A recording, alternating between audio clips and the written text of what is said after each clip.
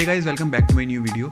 तो अभी तक मैंने जितने भी पीसी बिल्ड्स वाले वीडियो बनाए हैं उन सभी में एक कॉमन कमेंट आता है कि उनको एक बजट पीसी बिल्ड चाहिए। बेसिकली 20,000 के आसपास का पीसी बिल्ड चाहिए। अब क्या है कि हर किसी का बजट जो होता है वो इतना अलाउ नहीं करता कि वो 50 या 60,000 एक पीसी में इन्वेस्ट कर सकें। तो इस वीडियो में हम एक वही बजट पीसी बिल्ड करने वाले हैं, बेसिकली एक 20,000 का पीसी बिल्ड करने वाले हैं। लेकिन वीडियो शुरू करने से पहले आपको एक चीज़ क्लियर कर दूँ कि हमारा जो बजट है 20,000 का, तो वो इतना बड़ा बजट नहीं है जिसमें कि आप एक बहुत ही हाई एंड पीसी बना सकें।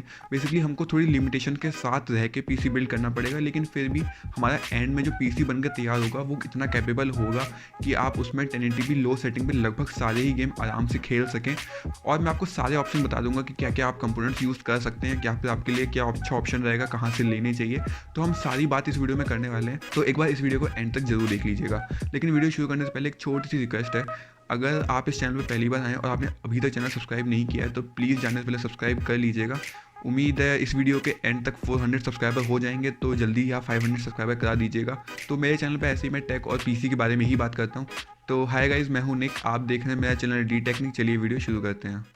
तो वीडियो शुरू करने से पहले एक चीज़ मैं क्लियर कर दूं कि मैंने इस पीसी बिल्ड में जो जो कंपोनेंट्स वगैरह मैंने चूज़ किए हैं, जो जो मैंने पिक किए हैं, वो सभी अमेज़ॉन से लिए हैं। और उन सभी का जो बेस्ट बाय लिंक होगा वो आपको नीचे डिस्क्रिप्शन में मिल जाएगा, आप वहाँ से उनको ईजिली चेकआउट कर सकते हैं। और मैंने इसमें कोई भी आपको सेकेंड हैंड पार्ट नहीं बताया है कि आपको थोड़ा मतलब सेकेंड हैंड मार्केट से कोई पार्ट नहीं लेना है। अब बेसिकली क्या है कि हर किसी के लिए पॉसिबल नहीं होता कि वो सेकेंड हैंड मार्केट में जाके पार्ट्स ढूंढ सके। तो इस बिल्ड में जो हमारा पहला कंपोनेंट है वो है हमारा प्रोसेसर। बेसिकली हमने जो प्रोसेसर लिया है वो है Ryzen 3 2200G, जो कि हम देखा जाए तो एक APU है जिसमें कि आपको इंटीग्रेटेड ग्राफिक्स देखने को मिलते हैं। और जो आपको ग्राफिक्स इसमें देखने को मिलते हैं, मतलब Vega 8 ग्राफिक्स देखने को मिलते हैं, वो आपको डिसेंट लेवल की गेमिंग भी करा देंगे। तो काफ़ी अच्छा प्रोसेसर है इस प्राइस के हिसाब से। और जिसमें कि आपको 4 कोर 4 थ्रेड देखने को मिलती है, जिसकी अगर बेस क्लॉक और बूस्ट क्लॉक की बात करें तो उसमें आपको 3.5 गीगाहर्ट्ज़ की बेस क्लॉक और 3.7 गीगाहर्ट्ज़ की बूस्ट क्लॉक देखने को मिल जाती है। और जो कि आपको पता होगा कि AMD के जितने भी प्रोसेसर होते हैं वो अनलॉक्ड प्रोसेसर हैं, तो उनको आप फर्दर ओवरक्लॉक भी कर सकते हो थोड़ी बेटर फ्रिक्वेंसी स्पीड के लिए। तो इस प्राइस के हिसाब से काफ़ी अच्छा प्रोसेसर है ये। और वहीं अगर हम इसकी प्राइसिंग की बात करें तो करंट टाइम पे अमेज़ॉन पे ये आपको 8,200 के आसपास देखने को मिल जाएगा। हाँ, इसको अगर आप ऑफलाइन मार्केट में ढूंढने जाते हैं तो आपको थोड़ा सस्ता देखने को मिल जाएगा, वहाँ मतलब आपको 7,000 के अराउंड देखने को मिल जाएगा। तो उस केस में अगर आपको थोड़ा सस्ता देखने को मिल रहा है तो आपके पास दूसरा ऑप्शन भी है। आप उस केस में आप Ryzen 3 3200G के साथ जा सकते हैं, क्योंकि अगर हम ऑफलाइन मार्केट की बात करें तो कंपैरेटिव आपको थोड़ा सस्ता देखने को मिल जाता है। तो आप Ryzen 3200G के साथ भी जा सकते हैं, जो कि आपको इससे थोड़ी बेटर परफॉर्मेंस देगा। हाँ, ग्राफिक्स तो आपको दोनों में सेम देखने को मिलते हैं, तो गेमिंग आपको दोनों में सेम मिलेगी। थोड़ी बहुत मतलब 2-3 FPS का अंतर देखने को मिलेगा, लेकिन फिर भी आपको दोनों ही लगभग अच्छी परफॉर्मेंस प्रोवाइड करा देते हैं। तो आपको जो आपको सही प्राइस पे देखने को मिले आप उसके साथ जा सकते हैं। तो अब अगर हम बात करें कि इस पर्टिकुलर प्रोसेसर के लिए कौन सी मदरबोर्ड सबसे अच्छी रहेगी, तो हमको सबसे अच्छी मदरबोर्ड के साथ नहीं जाना है। जैसे कि मैंने आपको पहले कहा था कि हमको थोड़ी लिमिटेशन के साथ रह के पीसी बिल्ड करना है। तो कहने का मतलब है हमको थोड़ा बजट में रह के मदरबोर्ड चूज़ करनी पड़ेगी। और देखा भी जाए तो आपको बजट कैटेगरी में जो 320 मदरबोर्ड्स मिलती हैं, आपको लगभग सभी में सेम फीचर्स देखने को मिलते हैं। और उस पर मैं पहले ही 2 वीडियो बना चुका हूँ डेडिकेटेड, तो उनको भी आप चेक कर सकते हैं। उनका लिंक भी आपको आई बटन या फिर नीचे मिल जाएगा, तो उनको भी चेक कर सकते हैं। तो इस बिल्ड में जो हमने हमारी मदरबोर्ड यूज़ की है वो भी काफ़ी बजट वाली मदरबोर्ड है। बेसिकली हमने चूज़ की है Asus की तरफ से आने वाली Asus Prime A320 motherboard. Basically काफ़ी सही मदरबोर्ड है और काफ़ी सही प्राइस पे भी देखने को मिल जाती है। अगर हम इसकी प्राइसिंग की बात करें तो करंट टाइम पे अमेज़ॉन पे ही आपको 4,000 की देखने को मिल जाएगी।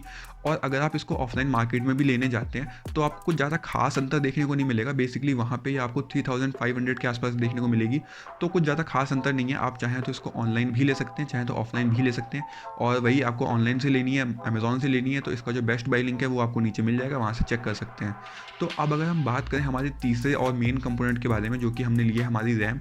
बेसिकली अगर आपको एक AMD का पीसी बिल्ड कर रहे हैं या फिर आप AMD के प्रोसेसर के साथ एक पीसी बिल्ड कर रहे हैं, तो आपको पता होगा कि उसमें जो रैम होती है वो काफ़ी इंपॉर्टेंट होती है। बेसिकली रैम की जो स्पीड होती है वो AMD के प्रोसेसर में बहुत ज़्यादा मैटर करती है। तो वैसे ही हमने जो इसमें रैम चूज़ किया है वो है एडाटा की तरफ से आने वाली XPG 8GB की सिंगल स्टिक। बेसिकली हमने सिंगल स्टिक इसलिए यूज़ की है क्योंकि 20,000 के पीसी बिल्ड के लिए आपके लिए 8GB की रैम मोर देन एनफ है। अगर आप फर्दर उसको बढ़ाना चाहते हैं और बढ़ाना चाहते हैं तो फ्यूचर में अगर आपको कम पड़े तो यही सेम स्टिक खरीद के दोबारा लगा सकते हैं, तो उसमें कोई इशू नहीं है। लेकिन अभी के लिए हमने एक सिंगल स्टिक यूज़ की है 8GB की, जो कि अगर हम उसकी फ्रीक्वेंसी स्पीड की बात करें तो 3200 मेगाहर्ट्ज़ पे क्लॉक है। तो अब बात करते हैं हमारे स्टोरेज पार्ट के बारे में, जिसमें कि आप अपनी फाइल्स, गेम्स, गाने, म्यूज़िक, मतलब जो भी आपको स्टोरेज पार्ट की यूज़ करनी है।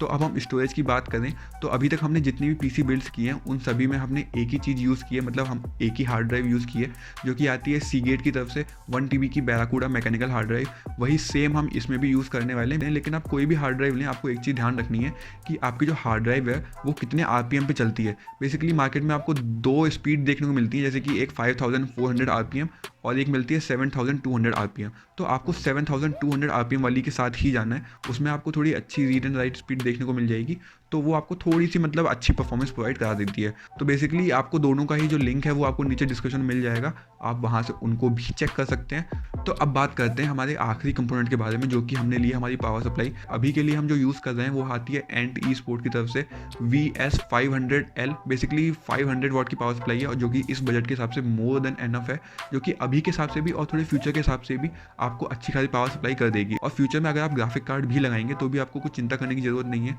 आपको डिसेंट सी पावर सप्लाई ये प्रोवाइड कर देती है, और आपको पावर की कमी तो फिलहाल नहीं पड़ने वाली है। तो अगर हमने ग्राफिक कार्ड की बात निकाली दी है, तो मैं बता दूं कि हमने इस पीसी बिल्ड में कोई ग्राफिक कार्ड का यूज़ नहीं किया है। बेसिकली 20,000 के बजट के अंदर रह के एक डेडिकेटेड ग्राफिक कार्ड लगाना थोड़ा मुश्किल हो जाता है। हाँ, अगर आप सेकेंड हैंड ग्राफिक कार्ड लेते हैं तो आप लगा सकते हैं, मतलब अगर सेकेंड हैंड पार्ट्स ले रहे हैं तो आप ग्राफिक कार्ड इंक्लूड कर सकते हैं। लेकिन अगर आप सारे नए पार्ट्स के साथ पीसी बिल्ड करना चाहते हैं तो ग्राफिक कार्ड थोड़ा मुश्किल हो जाता है यूज़ करना।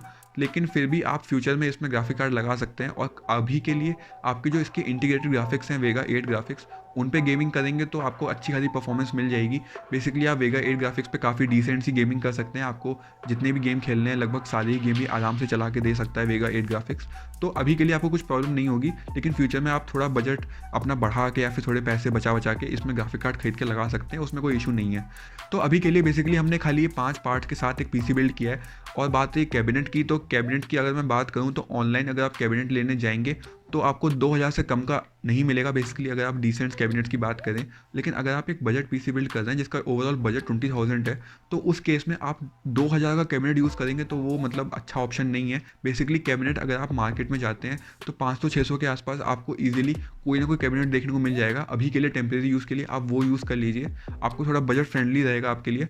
तो इस वजह से हमने कोई कैबिनेट इंक्लूड नहीं किया। लेकिन अगर आप फिर भी चाहते हैं कोई कैबिनेट लेना सस्ता बजट के अंदर, अच्छा RGB वाला टाइप या फिर टेम्पर्ड ग्लास साइड में लगा, तो वो मैंने आपको नीचे डिस्क्रिप्शन में दिए हैं, जो आपको 2 से 3 हज़ार के आसपास देखने को मिल जाएंगे, जो कि मतलब अच्छे कैबिनेट्स हैं। आप चाहें तो वहाँ से उनको चेक कर सकते हैं। तो होपफुली आपको जो मेरी 20,000 की पीसी बिल्ड की वीडियो अच्छी लगी होगी, या फिर हो सकता है थोड़ी हेल्पफुल भी रही हो, या फिर हो सकता है मैंने आपके कुछ डाउट्स वगैरह क्लियर कर दिए हों। लेकिन फिर भी अगर आपके कुछ डाउट्स हों या फिर कुछ पूछना चाहते हो या फिर मुझसे पर्सनली बात करना चाहते हो, तो नीचे कमेंट्स में बात कर सकते हैं, या फिर आप मेरे इंस्टाग्राम पे भी जाके DM कर सकते हैं, मैं सबका रिप्लाई देता हूँ। या फिर आप कुछ भी डाउट मतलब कुछ भी गाइडेंस चाहते हैं पीसी बिल्ड को लेके, या फिर पहला पीसी बिल्ड कर रहे हैं, आपको थोड़ा डर लग रहा है, तो उसके लिए भी आप थोड़ा मुझे इंस्टाग्राम पे मैसेज कर सकते हैं, मैं आपको अच्छा गाइड कर दूंगा वहाँ पे। तो इन दी एंड अगर आपको वीडियो पसंद आई हो तो जाने से पहले प्लीज़ वीडियो को लाइक कर दीजिएगा, और अभी तक अगर आपने चैनल सब्सक्राइब नहीं किया है तो प्लीज़ जाने से पहले सब्सक्राइब भी कर लीजिएगा। तो मैं मिलता हूँ आपको अगली वीडियो में, तब तक के लिए बाय बाय।